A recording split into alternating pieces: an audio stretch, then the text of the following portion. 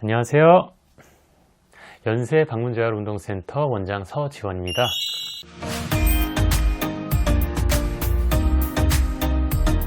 뇌졸중, 암, 고관절이나 무릎 관절 수술 후 그리고 오랜 침상 생활 등 여러가지 큰 이벤트가 발생하면 선망 증세가 나타나는 경우가 많습니다. 보통 수술 후 30%, 중환자실의 50% 환자들이 선망 증세를 호소하고 있다고 하는데, 많은 환자분들이 치매인가 라고 생각도 하시고 호전되지 않으면 어떡하지 라는 불안감을 호소하십니다. 그래서 오늘은 선망 증세가 어떤 특징을 가지고 있고 어떻게 치료하는지에 대해서 알려드리도록 하겠습니다. 우선 선망의 증상은 가장 흔한 특징으로는 횡설수설하는 말과 상황에 맞지 않은 말을 사용하게 됩니다. 그리고 시간, 장소, 사람에 대해서 혼동하는 경우가 많습니다. 예를 들어 낮이 밤이라고 하거나 병원을 집이라고 칭하기도 하고 아들, 딸과 같은 가족을 못 알아보는 경우도 발생합니다. 그리고 성격적인 변화도 나타나는데, 주변 사람들에게 화를 내거나 꼬집고 때를 쓰고 고집을 부리는 등 공격적인 성향을 보이기도 합니다. 대부분 노인분들이 여러 질환에 의해서 선망 증세를 보이게 되는데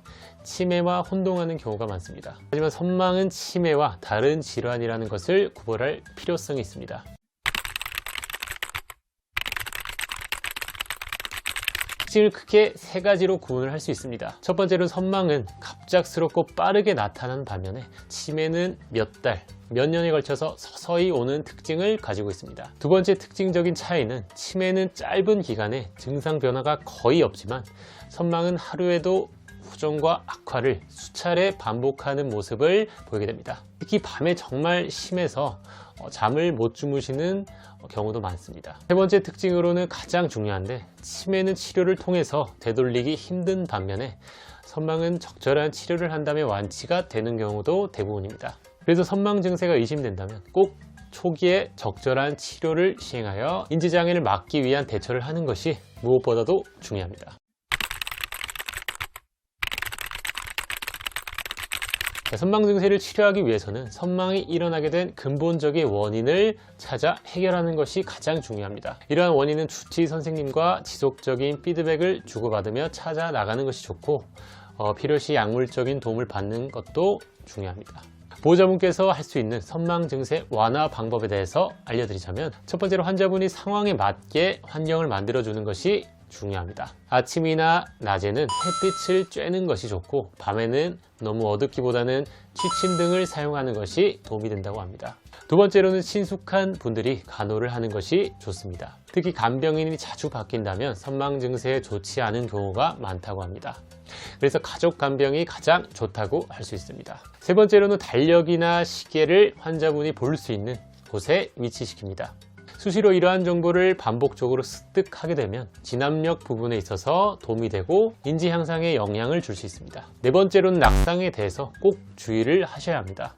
아무래도 낮보다 밤에 선망 증세가 더 악화되는 경우가 많아 잠을 자지 않는 경우가 많기 때문에 수시로 확인을 해보셔야 합니다. 밤에 화장실을 마음대로 가다가 낙상 사고가 발생하는 경우가 굉장히 많으니 꼭 주의를 하시고 지켜보시는 게 좋을 듯 합니다. 마지막 다섯 번째로는 보호자분과 담소를 자주 나누는 것이 도움이 됩니다. 아무런 자극 없이 계속 침상에 누워 계시다 보면 선망 증세가 더 심해지는 경우가 많습니다.